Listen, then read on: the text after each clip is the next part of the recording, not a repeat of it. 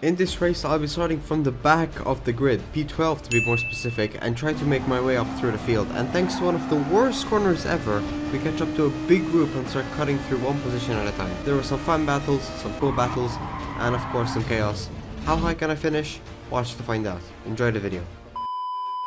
Right, so as I said in the intro, we'll be starting at P12, so pretty much at the back of the grid, only a few positions ahead of last position.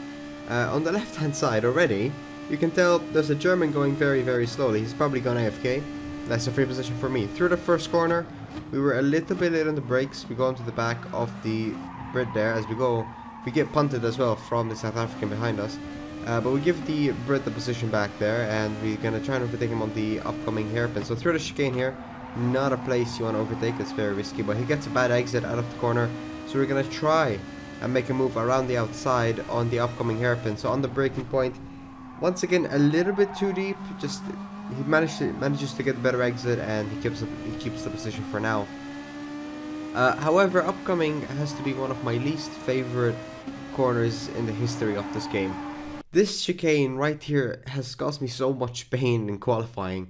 It's ridiculous just how many laps it has managed to mess up, and it messed me up here as well.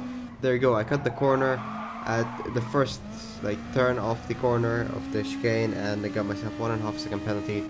At least we didn't have a massive crash. We managed to catch the car, but we definitely lost a lot of time. Meanwhile in P3, however, through the fast, nearly flat out section of corners here, the S's, you can see the person in P3 has made a massive mistake there and has completely lost his car and lost a lot of positions. Really easy to mess that up, evidently, and by the time we come through, he's still going slowly, so that's going to be a free position for us up into P10, but we will have to serve the penalty here. And keep an eye out on the Russian driver in the Corvette there behind us as we serve the penalty. So he's going to be just about close enough to be able to slot ahead, and we're going to lose the position for now.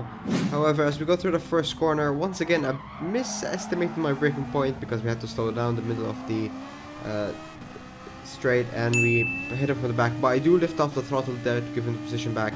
And we tried to make a move similar to what we did with the Beetle, at least what we tried to do with the Beetle. So on the exit of the chicane here, I thought we were going to have enough space to be able to brake at our normal position. But obviously, because we're in different cars, I once again brake late and hit him from the back. This time, however, I wasn't going to give him the position back because there's the South African behind him. And upcoming is the chicane here, and I wasn't willing to risk it. So through the chicane, are we going to have any major incidents ourselves? Thankfully this time we managed to survive the chicane. That being said though, ahead of us you can see the British driver there has got himself a half a second time penalty. Now, by the time he's going to serve it, the gap is going to be too big for it to make much of a difference. If anything, to be honest. That being said though, I do just want to point out how far away they are currently as we go through the first corner, just how far off they are. And then a little bit later on the same lap there, just a few corners later through the chicane here, you can see there's been a bit of a squabble ahead of us, and just look how much time they lose. I end up right on their tail, right behind that group, and in fact, the British driver gets a horrible exit, and we're gonna try and overtake him here through the long right-hander. We're gonna beat down the inside, gone a bit wide, he gets the position back. That being said though, you can see the Romanian on the left-hand side has got a very bad exit, and we're gonna make our way through ahead of him, so up into P9. So not doing too bad so far. There's still a massive group ahead of us. I believe it stretches out until P4, if I'm not mistaken, maybe P3, but it's a pretty big group, so a lot can be made up here as we go side by side then with the Romanian once again to the long right-hander here, but we managed to defend that position and we stay in P9. So through the back straight then behind the British through the first corner. Look at the Brit guy, he's gone a bit deep, overcooked the side on the brakes, so we're going to go down the inside and gain ourselves another position up into P8. Ahead of us we have the Spaniard and the South African there having a nice battle. The South African is in the Peugeot and the Spaniard is in the same car I'm using. If you look in the radar as well, you can see the two guys behind me are having a battle there. As we're going to try and send it down the inside of the Spaniard, but I think we make a bit of contact with him. He also pushes the Peugeot a bit in front. We tried to go for a double overtake, but we only managed to get one of them. So up into P7, we have to settle behind the Peugeot through the chicane here, the very awkward chicane. Any major mistakes gonna happen this time?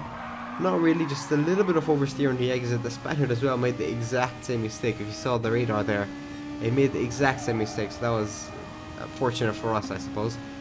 Through the long right-hander there, and you can see on the exit, the Slovakian driver there in the Beetle has made a pretty big mistake, and that's going to put me right on his tail as we go through the fast S's. So our car there, I believe it's the FT1, I think that's what it's called.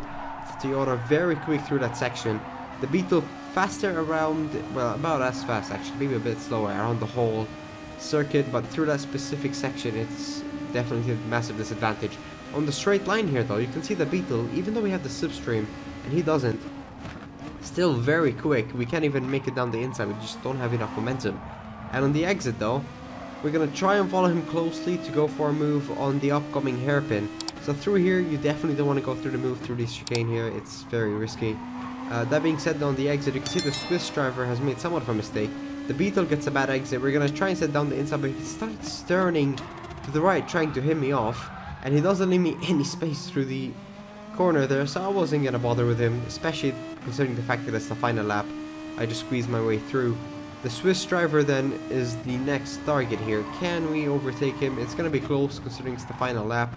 We're about halfway there through the final lap then, and on the exit we're gonna maximize the advantage of the slipstream, and probably our best overtaking opportunity here would be this upcoming long right-hander. He's gonna bit wide on the exit. We're gonna try and nip it through the inside there, and we just about slot ahead of him on the exit, so we go up into P5.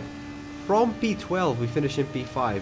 He can still probably make a move at the final corner, however through the S's here definitely not good enough for a move, and thankfully we managed to make it go through there very cleanly without anything at all. So he was unable to go for a move on the upcoming corner. You can see two guys ahead of me a bit before battling. Perhaps if there was one more lap, might have been able to catch up with them, but I'm not complaining. From P12 up into P5, this race was honestly incredibly fun. I hope you guys enjoyed it as well. And if you have, don't forget to like the video, and also don't forget to subscribe and turn on notifications so you don't miss any future videos. And I will see you all on the next video. Goodbye.